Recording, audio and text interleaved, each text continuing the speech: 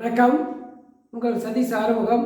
இந்த வீடியோவில் என்ன பார்க்க போகிறோம் அப்படின்னா, குரூப் 4 இந்த குவாலிஃபிகேஷன், எஜுகேஷனல் குவாலிஃபிகேஷன், குறைந்தபட்ச அதிகபட்ச கல்வி தகுதி, அதை பற்றி பேசுங்கன்னு சொல்லி நிறைய பேர் கேட்டிருந்தீங்க.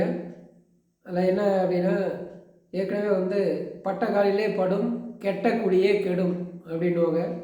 அதுபோல் நமக்குன்னே வருவாங்களா அப்படின்ற மாதிரி, ஏற்கனவே குரூப் 2 ரிசல்ட் வரல, எக்ஸாம் நோட்டிஃபிகேஷன் ரொம்ப டிலே ஆகுது, போராடி வந்த ரிசல்ட்லேயும் நம்ம பேர் இல்லை, அப்படியே ரீச்சுன்னு இருந்தாலும் நம்ம மைண்டு ரீச் ஆக முடியாத அளவுக்கு, ரொம்ப சந்தோஷப்பட முடியாத அளவுக்கான ரிசல்ட்டாக இருக்குது. இந்த இக்கட்டான சூழ்நிலையில் அடுத்த குரூப் 4 படிக்கலாம் அப்படின்னு நினச்சிட்டு இருக்கிற நேரத்தில், ஒரு புதுசாக ஏற்கனவே அவங்களுக்கு நமக்கும் வாய்க்கா தகராறுன்ற மாதிரி டிஎன்பிஎஸ்சிக்கு நமக்கும் ஏற்கனவே சில முரண்பாடுகள் இருக்கிற நேரத்தில் இந்த சர்ச்சை இன்னும் இந்த புதுசாக படிக்கிறவங்க இல்லை ஏற்கனவே சரி இந்த டைம் பிடிச்சிடலாம் அப்படின்னு அந்த வழிகளெல்லாம் கடந்து அப்படியே ஒரு ஓரமாக ஒதுக்கி வச்சுட்டு கொஞ்சம் கொஞ்சமாக மீண்டு அடுத்த எக்ஸாம் படிக்கிற சூழலில் இது ஒரு புது சர்ச்சையாக உருவாகிட்டு இருக்கு. ஆக்சுவலாக இதை பற்றி ஒரி பண்ணிக்க வேணாம். மினிமம் குவாலிஃபிகேஷன் மேக்ஸிமம் ஒரு வேளை 10th ஃபிக்ஸ் பண்ணிவிடுவாங்களோ 12th ஃபிக்ஸ் பண்ணிவிடுவாங்களோ அப்படின்றதுக்கு முன்னாடி, அப்படி மினிமம் வச்சா கூட டிகிரி வைக்கலாம்.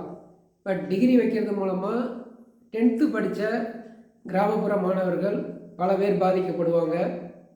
அதனால் அதை மினிமம் பொறுத்த வரைக்கும் பிரச்சனை இருக்காது. இன்னொன்று, எப்பயும் நம்ம முற்போக்கை நோக்கி தான் போகணும். அந்த காலத்தில் 10th பெரிய குவாலிஃபிகேஷன். ஒரு 20-30 வருஷத்துக்கு முன்னே, 40 வருஷத்துக்கு முன்னெல்லாம் 10th முடிச்சிருந்தாலே அவங்க லைஃப்பில் பார்த்திங்கன்னா ஒரு நல்ல பெரிய வேலைக்கு, குரூப் 1 அதை விட பெரிய போஸ்ட்டு அதுக்கெல்லாம் போயிருப்பாங்க. இல்லை முக்கியமாக கவர்மெண்ட் வேலை, ப்ரைவேட்டில் இருந்தால் கூட பெரிய அளவில் வேலை, அந்த மாதிரி போயிருப்பாங்க. அப்போ 10th படித்தவங்க, பொதுவாக படித்தவங்களே கம்மி, 10th படித்தவங்க ரொம்ப கம்மி. அந்த காலத்தில் வைக்கப்பட்டது அது 10th. இப்போ நம்ம திரும்ப போயிட்டு டிகிரி வைக்கல, இல்லை அப்படியே கூட விட்டுடலாம். பட் புதுசாக ஏதாவது செய்ய போகிறேன்னு சொல்லி அதை மேக்ஸிமமே டிகிரி தான், யூஜி தான், இது 10th அப்படின்றது படிக்கிறவங்கள மட்டுப்படுத்தும். நிறைய பேர் டிகிரியோடு நிறுத்திப்பாங்க. சரி, இதுக்கு மேலே நான் எதுக்கு படிக்கணும், எக்ஸாம் எழுத முடியாது அப்படின்றது. அது ஒரு எதிர்கால சமுதாயத்தையே மனித வளம், எல்லோரும் கவர்மெண்ட் வேலைக்கு போயிட முடியாது. ஆனால் ஒரு 20 லட்சம் பேர் குரூப் 4க்கு அப்ளை பண்ணுறாங்க. அப்போ அத்தனை பேர் அதில் ஒரு பாதி பேர் யூஜி டிகிரியோடு நிறுத்தினாங்கன்னா என்ன ஆகும், இல்லை 10th நிறுத்தினாங்கன்னா என்ன ஆகும்? எதிர்கால சமுதாயம் எல்லாருக்கும் வேலை கிடைக்க போகிறதில்ல. இவங்க கூப்பிட்ற 4000-5000 போஸ்ட்டுக்கு அத்தனை லட்சம் பேர் மீதி ஆட்களுடைய மனித வளம் அனைத்தும் வீணடிக்கப்படும். ஸோ அதை ஃபிக்ஸ் பண்ணக்கூடாது. மினிமமும் சரி, ஏற்கனவே இருக்கிறத விட்டுட்டு போங்க. ரூரல் சைடு இருக்கவங்க, 40 வயசு ஆனவங்க, இந்த மாதிரி ஆட்கள்லாம் அந்த காலத்தில் படிச்சிருப்பாங்க. அவங்கள பாதிப்பு ஏற்பட வைத்தவனும். நம்ம நோக்கம் என்னென்னா, யாருக்கும் பாதிப்பு வரக்கூடாது, மேக்ஸிமம் மக்கள் பெனிஃபிட் ஆகணும். இதனால் இப்போ இந்த காலத்தில் பல விஷயங்கள் டெக்னிக்கலாக நிறைய விஷயங்கள் எல்லாம் சொல்லலாம். அவங்க ஹையர் ரேங்கில் இருக்கவங்களாம் அடுத்த வேலைக்கு படிக்கிறாங்க, இந்த மாதிரிலாம் சில இதெல்லாம் சொல்கிறாங்க. இதெல்லாம் ஒரு வேலிட் ரீசனே கிடையாது.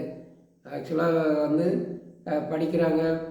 விட ஒவ்வொரு எக்ஸாமுக்கு ஒரு கட் ஆஃப் குரூப் 4 அவங்க தேர்ச்சி பெற்றவர்கள் அடுத்தது ஒரு முறையோ 2 முறையோ, ஆனால் திரும்ப மாறிக்கிட்டே இருக்கக்கூடாது ஒரே வேலையில். அடுத்தது சுத்தமாக சில பேர் சொல்லுவாங்க, குரூப் 4 வேலைக்கு போனால் திரும்ப எழுதவே கூடாது, குரூப் 2 போனால் எழுதவே கூடாது, குரூப் 1 போனால் எழுதவே கூடாது. நான் ஒரு 4 வருஷமாக படிக்கிறேன், குரூப் 2ல் நல்ல ரேங்க் எடுக்கிறேன், நான் நினைக்கிற போஸ்ட்டு போகிறேன்னு வச்சுப்போம். புதுசாக ஒருத்தன் வரான், அவன் ஃபஸ்ட்டு எக்ஸாம்லேயே பாஸ் ஆகிட்டு கடைசி ரேங்க் எடுக்கிறான். ஏதோ ஒரு டிபார்ட்மெண்ட் அவனுக்கு விருப்பம் இல்லாத ஒரு வேலை, சரி வேலை கிடைச்சா போதும்னு குடும்ப சூழல் காரணமாக போகிறான். அவனையும் நம்ம ஒரு இதில் நிறுத்தக்கூடாது.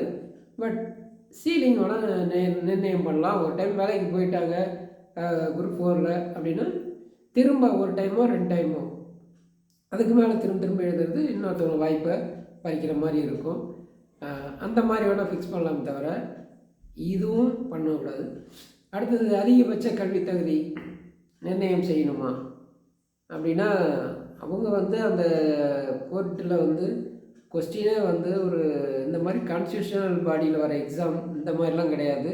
அவங்க ஒரு சமையல் வேலைக்கு ஆள் எடுக்கிறதோ இல்லை இந்த மாதிரி வேலையை பற்றி பேசிகிட்டு இருக்காங்க.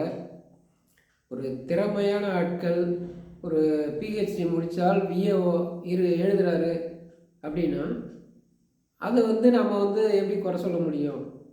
ஒரு பக்கம் வேலைவாய்ப்பு இல்லை. பிஹெச்டி முடித்தவருக்கு கவர்மெண்ட் வந்து விரிவுரையாளர் இந்த மாதிரி பணிகள் கொடுக்கணும். இந்த மாதிரி ஏதாவது ஒன்று எல்லாத்தாலையும் கொடுக்க முடியாது. அவங்க வந்து ப்ரைவேட் வேலைக்கு போனாங்கன்னா குரூப் 4ல் வாங்கிறத விட மிக குறைவான சம்பளம் வாங்குகிறாங்க. இது ஒரு பக்கம் கவர்மெண்ட் வேலை. அவங்க எப்போ எதை வந்து ப்ரிப்பேர் பண்ணுவாங்க? இல்லை குறைந்தபட்ச மினிமம் வேஜஸ் ஆக்டில் ப்ரைவேட் வேலைக்கெல்லாம் கொஞ்சம் சம்பளத்தை இன்க்ரீஸ் பண்ணுறாங்க. ஒரு ஸ்கூல் காலேஜ் இந்த மாதிரி சம்பளத்தெல்லாம் இன்க்ரீஸ் பண்ணாங்கன்னா குரூப் 4ல் வந்து ஒரு 30,000 சம்பளம்னா அவங்களுக்கு ப்ரைவேட்டில் 60,000 கிடைச்சதுன்னா பாதி பேர் அங்கே போக போகிறாங்க. இன்னொன்று, ஒருத்தர் திறமையான ஒரு எஃபிஷியண்டான ஆள் எந்த வேலைக்கு குரூப் 4 வேலைக்கு போனாலும் சரி, எந்த வேலைக்கு போனாலும் அவருடைய திறமையை பல மடங்கு பயன்படுத்துவார். சரி, ஒரு ஜூனியர் அசிஸ்டண்ட்டாக போகிறாரு, இவருக்கு வந்து ஹையர் குவாலிஃபிகேஷன் அப்படின்றது வந்து அடுத்த 10 வருஷத்தில் ஒரு தாசில்தாராக போகிறாரு, பிடிஓ ஆக போகிறாரு, சப் ரிஜிஸ்டர் ஆக போகிறாரு, முனிசிபல் கமிஷனர் ஆக போகிறாரு ப்ரொமோஷனில். இந்த மாதிரி ஒரு சூழல் வரப்போ அந்த ஹையர் குவாலிஃபிகேஷன் கட்டாயம் யூஸ் ஆக போகுது. இன்னும் சொல்ல போனால் டீச்சிங் ஃபீல்டில் வந்து என்ன பண்ணுவாங்க, ஹையர் டிகிரி மாஸ்டர் டிகிரி படிச்சிருந்தா அதுக்கு ஒரு இன்க்ரிமெண்ட், 2 இன்க்ரிமெண்ட், எம்ஃபில் படித்தா அதுக்கு ஒரு இன்க்ரிமெண்ட், பிஹெச்டி பண்ணால் அதுக்கு ஒரு இன்க்ரிமெண்ட். ஏன் அது கொடுத்தாங்க? அதை இப்போ நிறுத்தி வச்சுருக்காங்க. அது வேறு கதை. ஃபினான்ஷியலுக்காக நிறுத்தி வச்சுருக்காங்க. ஃபினான்ஷியல் இந்த கொரோனா டைமில் வந்ததால் அதுக்கப்புறம் நிறுத்திட்டாங்க, கவர்மெண்டோட வருவாய் பற்றாக்குறை, நிதி நெருக்கடியால். ஆனால் ஏன் அப்படி ஒரு ஸ்கீம் அதில் ரெவன்யூவில் மட்டும் இருந்தது அப்படின்னா, சாரி டீச்சிங் ஃபீல்டில் மட்டும் இருந்ததுன்னா, ஒருத்தவர் மூளையை அப்டேட் பண்ணிகிட்டே இருக்கணும், அறிவை அப்டேட் பண்ணிகிட்டே இருக்கணும் மூளையில். அப்போ அப்டேட் பண்ணிகிட்டே இருந்தாருன்னா பசங்களுக்கு வந்து நிறைய சொல்லிக் கொடுக்க முடியும்.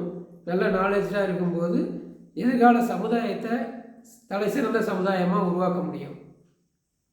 அப்போ கவர்மெண்ட் ஸ்டைஃபண்ட் இன்க்ரிமெண்ட்லாம் கொடுத்து நல்லா படிங்கன்னு சொல்லி ஊக்கப்படுத்திகிட்டு இருக்கிறத, இன்னொரு பக்கம் டீச்சிங் ஃபீல்டை விட டீச்சிங் கூட டிடிஎட் முடித்தவங்க இன்றைக்கி வந்து கஷ்டப்பட்டு ஒரு எக்ஸாம் பாஸ் பண்ணிட்டு வரும்போது அவங்களால பெருசாக அப்டேட் இல்லைனாலும் நடத்த முடியும். ஆனால் மற்ற துறைகள் இன்றைக்கி நாளுக்கு நாள் நெருக்கி எல்லாமே ஆன்லைன் டிஜிட்டல் மயம் நிறைய விஷயங்கள் போயிட்டுருக்கிற காலகட்டங்களில் அதிக குவாலிஃபிகேஷன் இருக்கிற ஆட்களை நம்ம தடை பண்ணுறதுன்றது ஒன்று, அவங்களுக்கான கேட்டை திறந்து விடணும். இன்ஜினியரிங் முடிக்கிறீங்களா, இன்ஜினியரிங்கான வாய்ப்புகளை கவர்மெண்ட்டும் சரி ப்ரைவேட்லேயும் சரி ஏகப்பட்ட வாய்ப்புகளை உருவாக்கணும். இல்லை அப்படின்னா இந்த பக்கம் வந்து ஒரு பக்கம் கேட்டை போட்டு பல ரெஸ்ட்ரிக்ஷனை போட்டு, ஏற்கனவே நம்ம படிக்க வர்றதுக்கு முன்னாடியே பல பேர் பல கேட்டை போட்டு அதெல்லாம் வந்து உடைச்சிட்டோ இல்லை எகிரி குதிச்சோ எப்படியோ கஷ்டப்பட்டு இப்படி உள்ளே வந்திருக்கிறோம். இந்த நேரத்தில் அங்கே ஒரு 2 கேட்டை போட்டோம்னா நம்ம வந்து அப்புறம் என்ன பண்ணுறதுனே தெரியல. பல பல கட்டங்களாக தாண்டி வந்து நம்ம கட்டம் சரியில்லைன்ற மாதிரி தான் நிறைய விஷயங்கள் நடக்குது. இந்த நேரத்தில் இது புது கட்டமாக வந்து நமக்கு மட்டும் ஏன் இப்படி நடக்குது அப்படின்னு பல பேரை இன்ஃபீரியாரிட்டி காம்ப்ளெக்ஸ்க்குள்ளே கொண்டு போகிற அளவுக்கு இப்போ இருக்கிற சூழல் இருக்குது. அதனால் எனக்கு தெரிஞ்சு எந்த பிரச்சனையும் இருக்காது வர எக்ஸாமில். இந்த மாதிரி பல ஜட்ஜ்மெண்ட்டில் வந்து ஒரு டைரெக்ஷன், அவ்வளோதான். அதனால் அதை வந்து பைண்டிங் ஆகுமா அப்படின்றது கேள்விக்குறி. அப்படியேனாலும் அதை உடனடியாக இந்த எக்ஸாமில் கொண்டு வர்றது மிக கஷ்டம். அப்போ அந்த எக்ஸாமை நீங்கள் கரெக்டாக இதை தான் லாஸ்ட்டு சான்ஸ் அப்படின்ட்டு வர எக்ஸாமை யூஸ் பண்ணுங்கள்.